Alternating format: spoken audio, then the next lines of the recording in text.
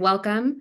Thank you all for joining us. My name is Kate Brick, and I am the Executive Director of the Refugee Advocacy Lab, a partnership between Refugees International, Refugee Congress, and the International Refugee Assistance Project. We came together today with Church World Service, HIAS, and Refugee Council USA to showcase the strong call from leaders throughout the country for the restart of the longstanding Refugee Resettlement Program. Today's briefing is going to be on the record and will be recorded.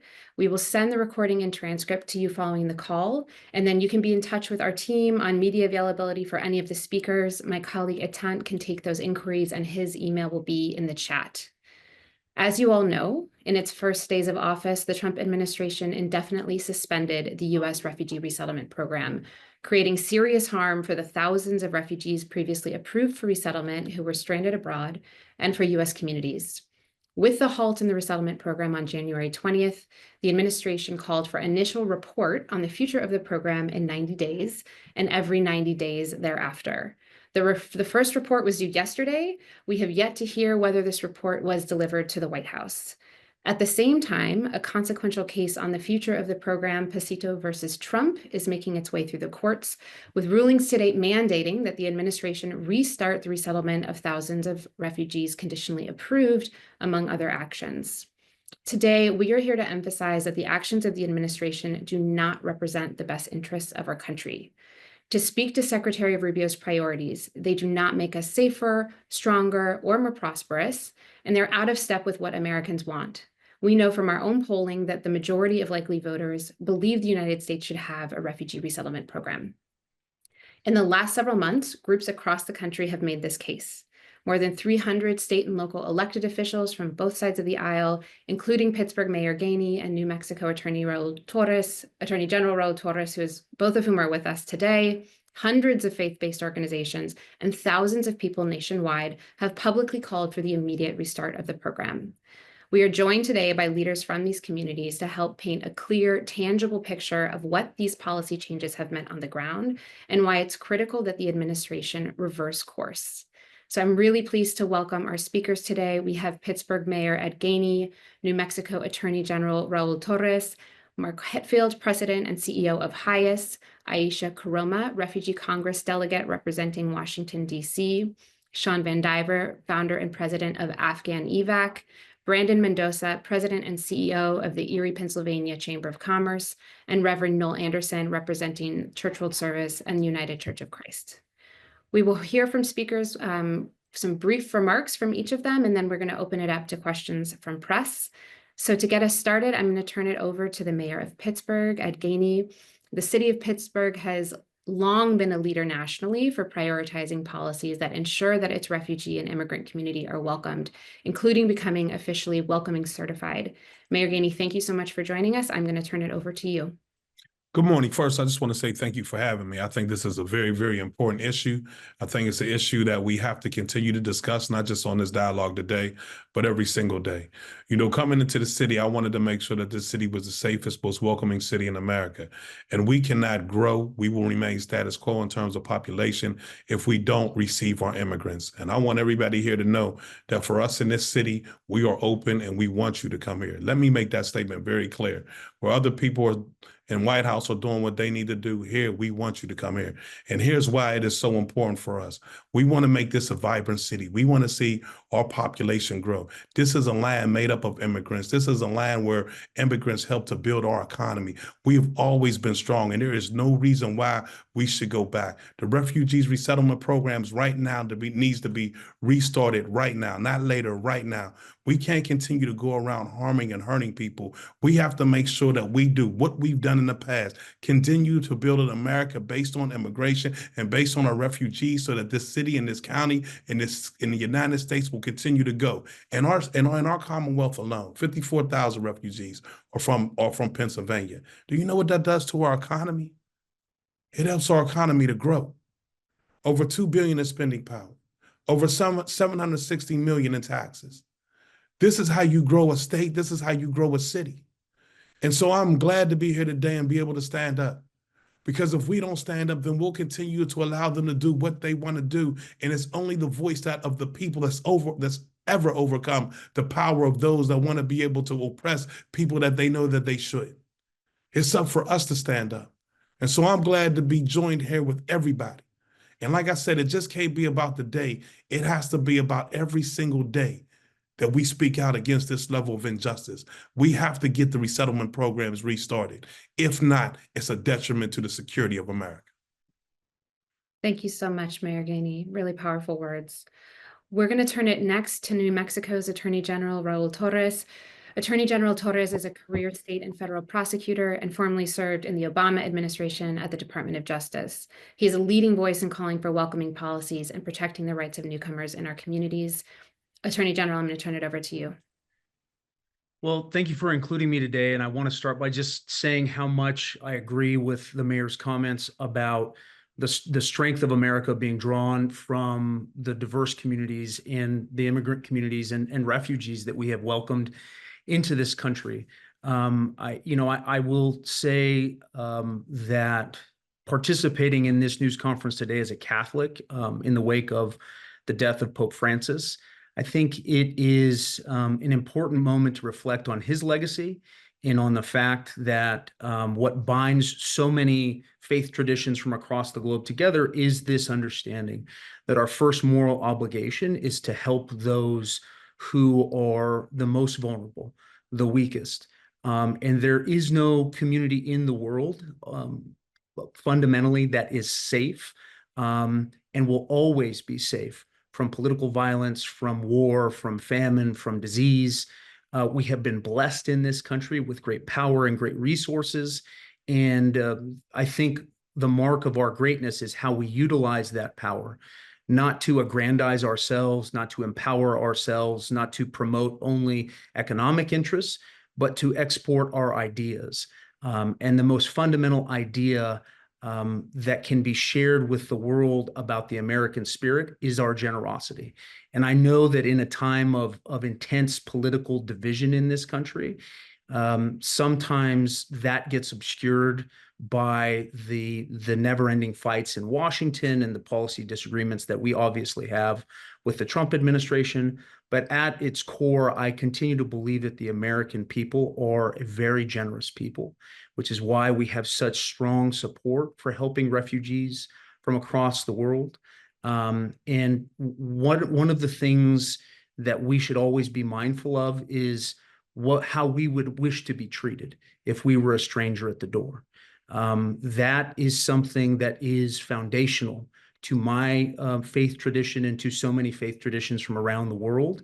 And we are made better and stronger by integrating that into who we are, by showing how great and strong we are, by helping those who need it the most. And that's why I'm willing to support and defend this program, to continue to advocate for the rights of refugees and the dispossessed. I think it's what makes America truly great, and it should be a centerpiece of our foreign policy, our national policy, and our moral calling in the next century. Thank you very much, Attorney General. So I'm going to turn it over next to Mark Hetfield, President and CEO of HIAS, which is one of the nation's leading resettlement agencies and is also a plaintiff in the Pasito versus Trump case, which is the first lawsuit challenging President Trump's executive order that suspended the U.S. refugee resettlement program. So Mark, over to you. Thank you. Thank you, and good morning. My name is Mark Hetfield. I'm president of HIAS, which is the Jewish Community's International Refugee Agency. We're 122 years old, which makes us the world's oldest agency dedicated to refugees. Our partnership welcoming refugees with the U.S. government and Jewish communities across the country, including in Pittsburgh, long predates 1980, when the U.S. refugee admissions program was signed into law with strong bipartisan support. That partnership abruptly ended on January 20th, when President Trump indefinitely suspended the refugee program and subsequently completely defunded its infrastructure. In so doing, Trump stranded 128,000 refugees who had already been interviewed by Homeland Security and received written notices from the U.S. government that they were eligible for resettlement. Imagine the pain that these 128,000 approved refugees feel after being forced out of their homelands and spending years in danger and in limbo, after being separated from close family members, and after following the rules and pursuing a months or years-long refugee resettlement process, The Trump administration has pulled the rug out from under these approved refugees and slammed the door in their face. To add insult to injury, President Trump's January 20th executive order says not one word about the many contributions that resettled refugees have made as new Americans. Refugees, including Congressman Gainey, who was resettled by HIAS, and Aisha Koroma, who works with HIAS now to welcome and help refugees integrate into this country. Nor did the executive order acknowledge the suffering that each refugee has endured, as by definition, a refugee has a well-founded fear of persecution on the basis of who they are or what they believe. Often, as is the case with our Afghan allies, this persecution was due to the fact that these refugees risked their own lives to protect American soldiers and American interests, only to now be abandoned by the United States. Refugees have been a blessing, not a burden, to the U.S. As you might recall, in his first refugee ban issued in January of 2017, President Trump commissioned a study to demonstrate just how much resettled refugees cost the American taxpayer. He never released that study, probably because it found that over a 10-year period, refugees actually contributed $63 billion, with a B, more in taxes than they cost federal, state, and local governments in services and assistance. The Biden administration then repeated that study and found that over a 15-year period, resettled refugees made a net fiscal contribution of $124 billion to the United States, their adopted homeland. At HIAS, we welcome refugees as a Jewish agency because we know, as the Attorney General alluded to, from the Torah and from our history as a refugee people, that turning our backs on refugees is turning our backs on ourselves and on Jewish and American values. This is why we joined with another faith-based national resettlement agency, Church World Service, and with local resettlement agency, Lutheran Community Services Northwest, as well as with impacted individuals, to take Donald Trump to court to challenge his unlawful executive order. The first time the district court ruled on that case was on February 25th and ordered the administration to restart the refugee program. The part of that order that related to admitting 128,000 conditionally approved refugees was upheld by the Ninth Circuit Court of Appeals. Yet 2 months later, the administration has continued to defy the court order, noting in its filings last week that it intends to admit only a fraction of conditionally approved refugees, and in fact has taken no visible steps yet to even do that. We now wait for the administration's report on the potential resumption of the U.S. refugee admissions program. That report was due to the White House yesterday, April 20th. More importantly, we await the White House to implement the court order to resume the admission of refugees to the United States without further delay. Thank you. Thank you. Thanks so much, Mark. And I'm going to turn it over now to Aisha Kuroma, who you just spoke about, a former refugee from Sierra Leone. Aisha serves as the Assistant Director of Social Integration at HIAS, and she is also a Refugee Congress delegate for Washington, D.C. Aisha, over to you. Thank you. Good morning, everyone. I'm honored to be here today, not only as an American, but as someone whose life was fundamentally shaped by the U.S. Refugee Admissions Program. As you mentioned, I was born in Sierra Leone, a country that was once torn apart by a brutal civil war. My family and I were forced to flee to a host country and leave everything we knew, not out of choice, but out of survival. We'll live in limbo, unsure of what tomorrow would bring, until we were resettled by USRAP 24 years ago. For my family, the program wasn't just a policy. It was a turning point. It gave us a future. And today, I stand before you not only as a social service leader, but also as a licensed psychotherapist serving diverse communities, including our veterans, immigrants, and trauma survivors. I'm also proud to have been, one of the founders of the first refugee mental health clinic in Houston, as well as the first refugee mental health and wellness conference, which later influenced other local resettlement agencies to consider culturally and linguistically appropriate trauma responsive service delivery. Without a program like USRAP, a refugee kid like me may not have had the opportunity to do this and more. I've also advocated for more inclusive and supportive schools, served on-house youth, and championed mental well-being programs across the U.S. U.S. RAP opened doors that would have otherwise remained closed, and I've dedicated my life in making sure that those doors stays open for others as well. But I'm just one story. There's so many Aishas out there, including those still in transit, children and families waiting for safety, for stability, and for a chance to rebuild. U.S. RAP is more than a program. It represents lives, dreams, resilience, hope. It is a gateway for future change makers, doctors, engineers, artists, tradespeople, people who are ready and eager to become asset to America's workforce and to contribute meaningfully to its economy and communities. Pausing this program doesn't just delay paperwork. It delays possibilities. It ensures tragedies. It tears families apart, and it leaves people vulnerable. But most importantly, it sends a painful message that America is closing its doors, not only to those who need it most, but also those who fill jobs, those who open stores, and people who sat on our school boards. It is a loss for all. For my family and my refugee community and so many others, U.S. RAP meant safety, dignity, and the opportunity to truly live and not just survive. It gave us a future when the world had closed in, and I really, really hope that we never, ever lose sight of that. Thank you. Thank you so much, Aisha. And you mentioned some of the folks that you serve in your work are veterans, and that's a great segue for me to turn it over to Shawn VanDiver.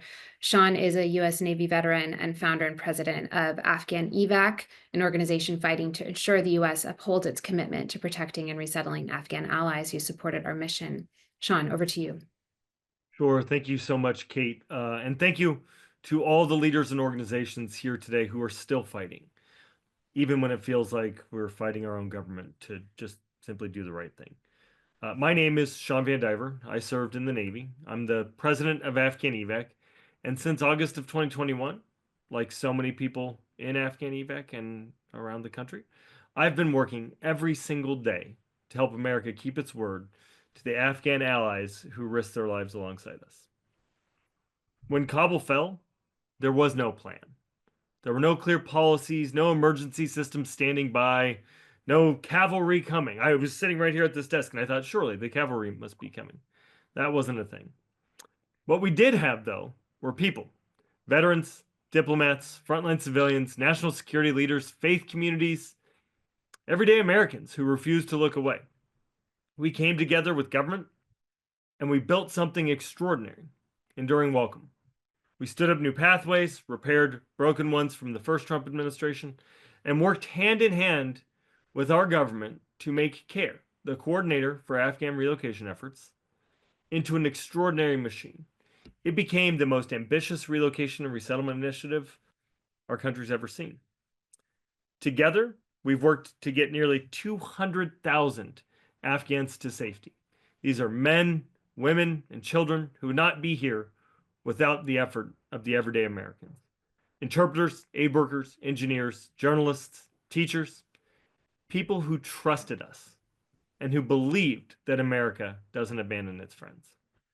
At its peak, Enduring Welcome was bringing to safety 5,000 Afghans on 28 flights a month out of Kabul, on to third countries, and then on to America after security and immigration processing.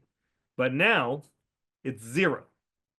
This administration is walking away from the program which, for the very first time in our history, is delivering on promises made to our wartime allies. Now, I want to be clear. The Trump administration gutted the refugee program during the last time, and now it's gutting it again. That's a fact. But what's happening now, it's more insidious, because this administration claims to stand for veterans, while quietly deconstructing every mechanism we built to keep our promises. In fact, the State Department just submitted a proposal to OMB to wind down CARE, the very infrastructure that enables our most secure legal immigration pathway in history, Enduring Welcome. So I don't want to hear from the Vice President, the President, the Secretary of Homeland Security, or anybody else, whether it's in a signal chat or elsewhere, that they care about security. They're deconstructing our most secure immigration pathway we've ever had. Refugees with conditional approvals have been left waiting with no communication, despite court orders saying that they should be able to come here. Parole is being terminated for Afghans who entered through CBP-1, entered the southern border through CBP-1, and they're sending erroneous messages to folks who came through Operation Enduring Welcome, Allies Welcome, even though they're not supposed to be impacted. The SIV program, a hard-earned promise to those who serve shoulder to shoulder with U.S. forces, is barely limping along. Processing times are increasing, transparency is decreasing, and the backlog is continuing to grow. We're seeing SIV processing grind to a halt, all while the administration pretends like it's still functioning. It's not. And now we're seeing something even more absurd. In the Joint Compliance Report submitted Friday, the administration proposes to indefinitely suspend refugee resettlement, except for 65 handpicked high-value Afghans. Let me say that again. 65. That's not a program. That's a photo op. It's a betrayal of the thousands still in danger and of the thousands of Americans who worked tirelessly to get them here. Do you know who's included in those thousands that are left behind? 3,000 individual family members of active duty U.S. military. Don't tell me you stand with the troops. You heard earlier that there's the 90-day report due on Executive Order 14163. It was due yesterday. We'll give them an allowance for Easter, right? And say it's due today. Where is it? What does it say? We don't know. It's not necessarily going to be a public report. I'm guessing that it reflects bureaucratic cowardice and a disturbing willingness to let this program die a quiet death. If the proposal I mentioned is any indicator, well, let me just say, we're not going to let that happen. We are being noisy about this because we're not going to let this die quietly. Let me tell you what it really means. It means Afghan women and girls are being left behind. It means families are being torn apart. There are 10,000 family members that need to be reunited. It means veterans are watching our government betray the very people we fought alongside. It means the Trump administration is leaving behind about 250,000 people who stood with us and believed that our flag means something. We built Enduring Welcome in service of a simple truth. If you stood with America, America will stand with you. It's not just a tagline. It's a moral obligation. Another point is that this isn't about right or left. It's about right and wrong. We made a promise. And this administration is actively choosing to break that promise for both refugees and SIV. And this isn't about process, it's about political will. Enduring Welcome, and with it, the U.S. Refugee Admissions Program, didn't break.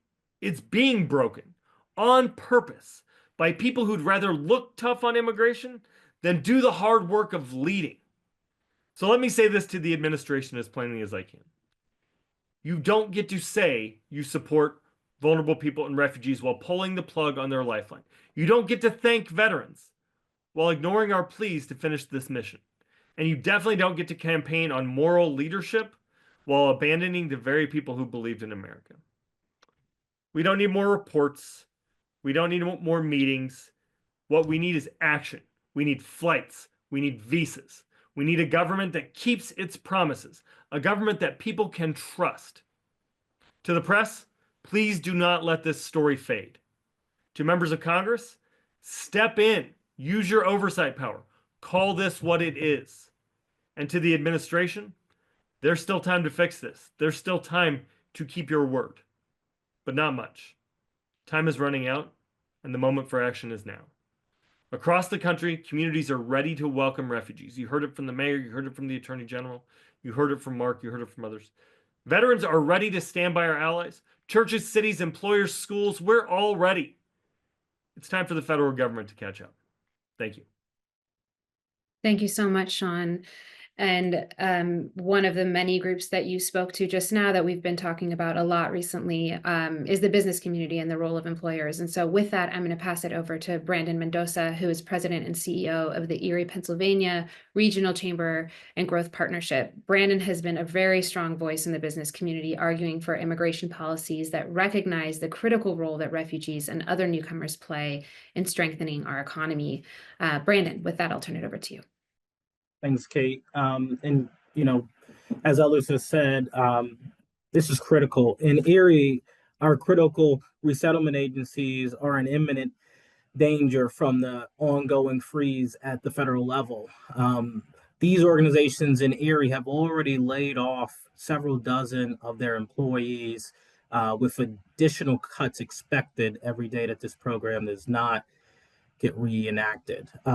Currently, the agencies employ about 110 staff members in our county.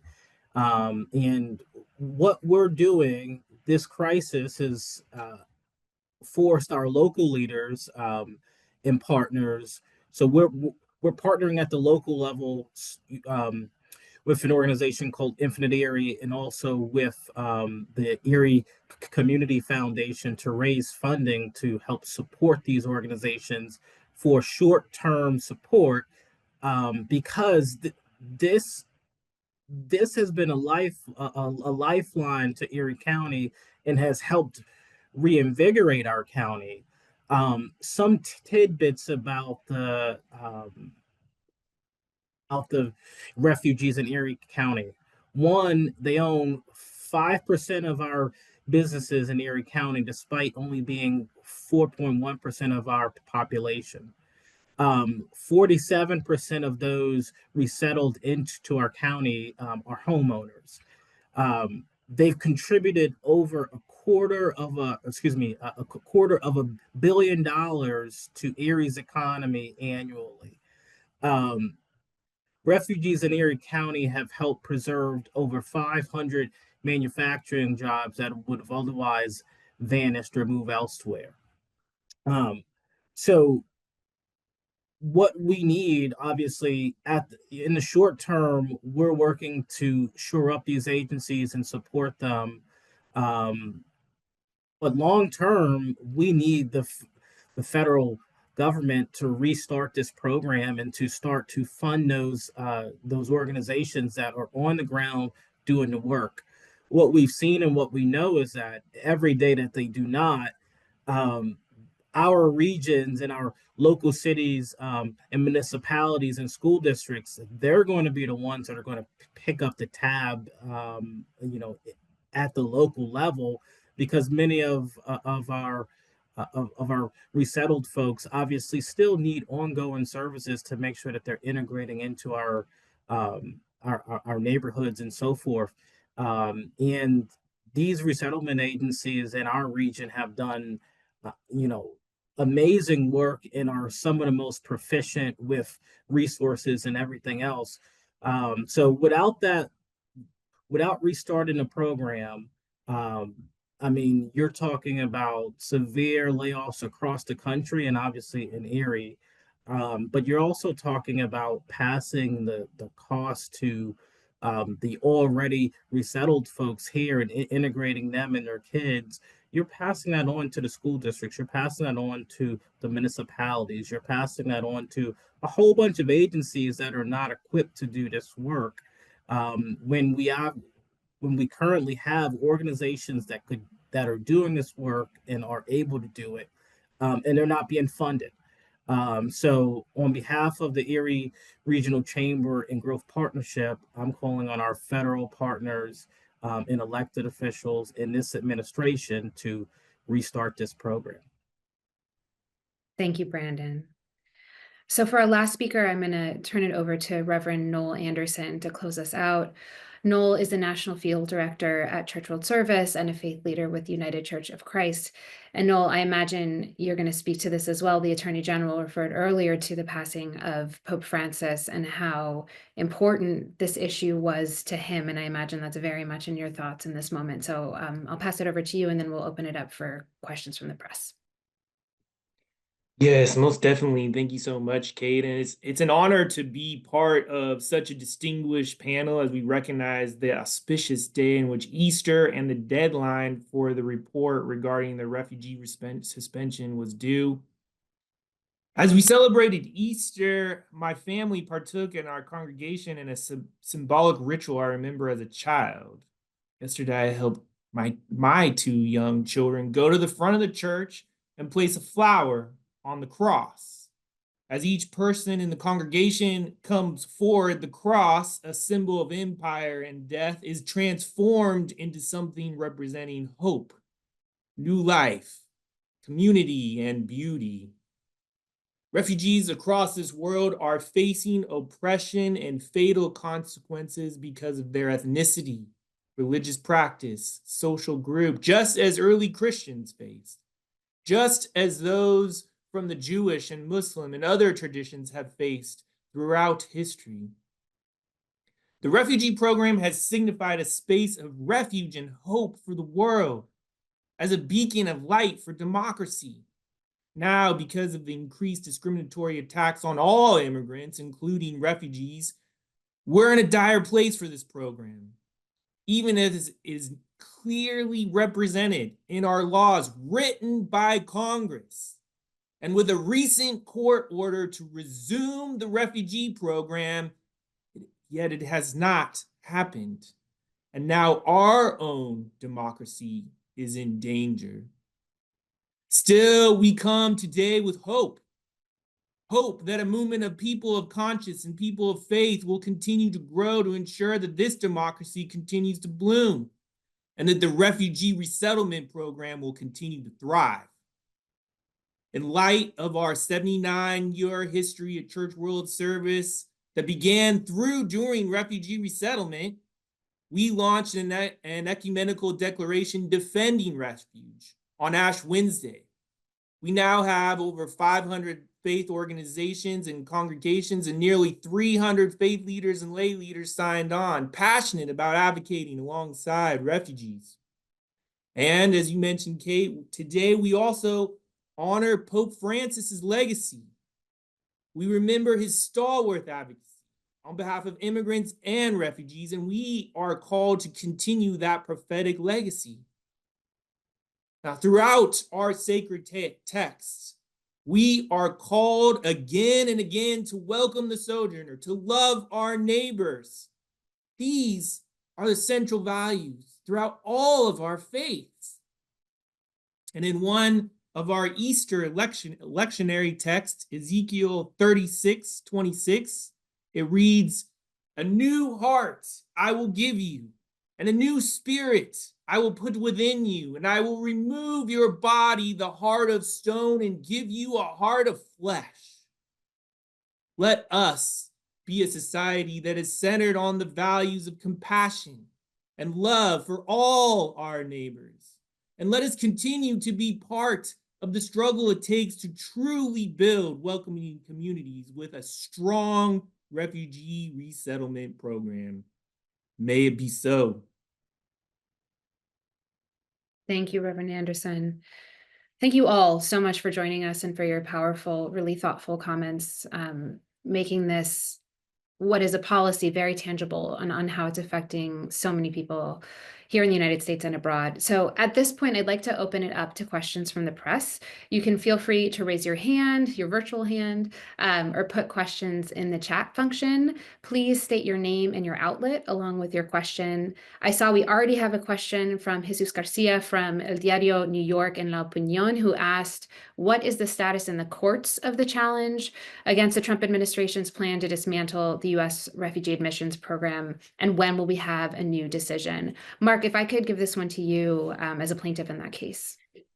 Sure, it should be very soon. Just at the end of last week, we filed, as did the defendants, the Department of Justice, a joint report proposing a timeline for implementation of the order restarting the refugee program.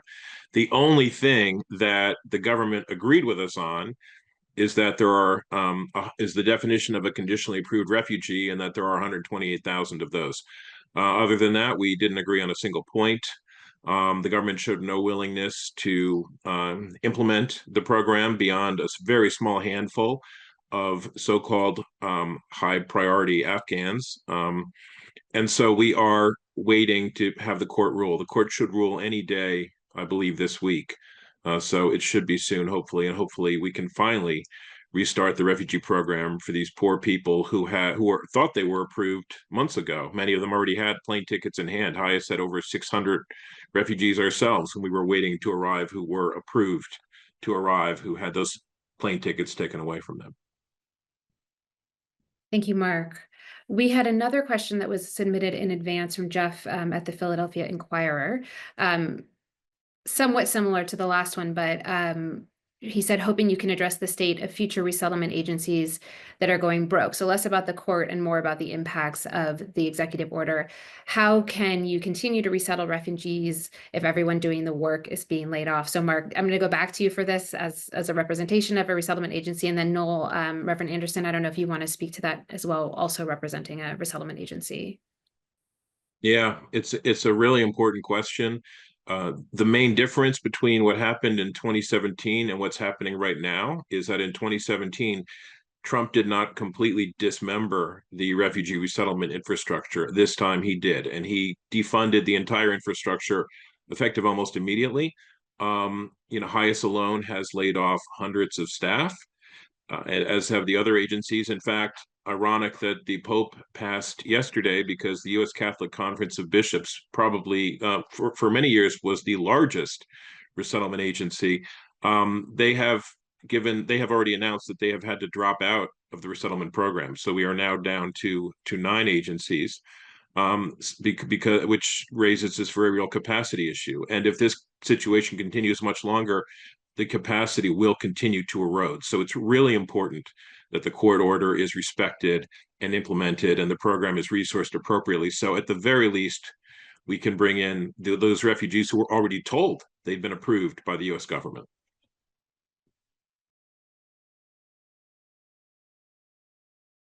Null, did you want to add to that at all? Sure, yeah, just trying to get off mute here. Yeah. So, I mean, for Church World Service, obviously it's been devastating, like it has for all refugee resettlement organizations. We've had to lay off hundreds of staff and furlough many staff. But of course, it's not about us as an agency, right? These people are dedicated to this work. They come to this work, many of them perhaps refugees themselves in the past, not out of trying to make some kind of profit, right? I mean, obviously we're a nonprofit organization, but because they care about this work, because they're passionate about this work, because they're helping other families and community members that they relate to. And now that capacity that's there that Mark mentioned, of the staff who know how to do this work so well, who are assisting so many people, is being thrown out in a way that is not only unjust, but inconsistent with our laws and inconsistent now with these court orders. And, this administration seems strategically to attack immigrants and refugees as a way to destabilize democracy. And we're not going to let it happen. We're going to continue to struggle together as refugee agencies, as faith organizations, to ensure that not only are immigrants and refugees respected and welcomed, and that this program can continue, but that our democracy continues to live on as well. Kate, can I add something? Please, Shawn, go ahead. So a couple points here. Noel and Mark made some good points about what is happening with the infrastructure.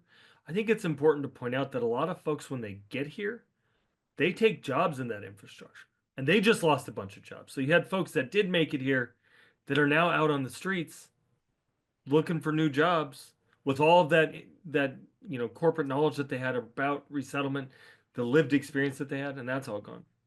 The other point I wanted to make was that Afghans are sort of in a special bucket here, because there were these places around the world, Qatar, Albania, the Philippines, etc., where we were taking Afghans. They were going through processing, they were coming on. Well, there are 1,200 refugees stuck in what amounts to a prison camp in Qatar right now. It used to be a very pleasant environment, and the staff there is extraordinary. But now people are trapped there with no idea where they're going to go. And the State Department doesn't seem to want to solve it. And that seems like a scandal to me, that we have children on a prison camp in Qatar. Who knows what's going to happen with those folks, right? Are they going to have to become Qataris? I don't think Qatar would like that very much. And these are family of active duty U.S. military. They're children who were separated from their families due to our actions, flying them here. These are men, women, children, the elderly. Lots of folks who were approved by USCIS, ready to go, after undergoing the most stringent vetting our country's ever had. More stringent vetting than the military, more stringent vetting than police officers, more stringent vetting than clergy, more stringent vetting certainly than any politician I've ever met. And the thanks that our country is giving to these folks for their patience and their kindness and their service to us is we've trapped them in Qatar, or trapped them in Pakistan. CARE's throwing people out of housing. They're evicting people. It's just unconscionable what our government is doing right now, and we don't have to do it. Thank you, Shawn. I'd like to bring it back now a bit more to what some of the impacts are locally. And so if press, please feel free to continue to add questions or to raise your hand, but I don't see anyone raising their hand right now. So I want to just take a moment to ask Attorney General Torres and Mayor Gainey, with this opportunity, you know, both of you signed this letter we talked about earlier from more than 300 state and local elected officials calling on the program to be restarted. Taking this moment in front of press, what message would you like to send to our national elected officials about the importance of this program? And how would you like to see people be involved in advocating to restart resettlement?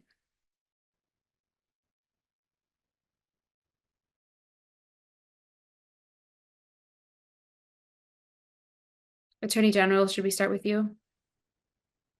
Sure. I would start by framing this in the terms that the Secretary of State framed the question when they justified terminating the program, and whether or not that makes this country any policy decision it makes this country safer and more secure and more prosperous. And my perspective is that not only does this program put at the forefront of our foreign policy and our domestic policy the moral obligations that we have as a nation that is committed to lifting up everyone, not only in the United States but the world. It is a recognition that by providing economic prosperity and hope and opportunity for resettled people who are in a situation that they have no control over. They are, in many respects, the victims of historical circumstances beyond any of our control, whether it's war or famine and the like. But to offer an open hand to those communities, to welcome them into this country, to give them a chance, as Aisha has and so many others before her have, to contribute to this country, to lift up America, to also demonstrate to the world that this is a nation that deploys and uses its power for the benefit of all. It's a recognition that we are made safer and stronger, not by closing ourselves off from the world, but by opening ourselves up and inviting those in who have, I think, a unique perspective on what it means to come from societies that have collapsed for any number of reasons, and to bring that hope for a new way forward and for a new world into this country. It reinvigorates the American spirit to add these voices and their perspectives. It reinvigorates us economically, but spiritually and morally, to listen and learn from those who understand what it means to have lost a voice in democratic societies, or to have never had that voice. It lifts us all up when we can hear from them about the struggles that other people in the world are facing. And it puts into perspective all the things that we have in the United States that, frankly, we lose sight of. We get so caught up in the United States in our partisan conflict that we fail to recognize that there are people all over this world who are really living on a knife's edge, and their perspective, I think, will shine a light on all that we have to be grateful for in this country and the commitment that we have to bringing this country back together again. I think, to Shawn's point, this is a group of people, and I'm a state prosecutor. I was a federal prosecutor. I can tell you that within the context of the immigration debate, one of the things I routinely hear is that people support lawful immigration. That's exactly what this program is. I hear routinely about people who are concerned about public safety and crime. And to Shawn's point, the folks who have been resettled as a part of this program go through enormous vetting and screening. And so their presence in our country makes us better, makes us safer, makes us stronger economically, but most importantly, it renews a sense of America's moral purpose in the world. And I think that's what we desperately need right now. Thank you so much. Mayor Gainey, go ahead, please. Over to you.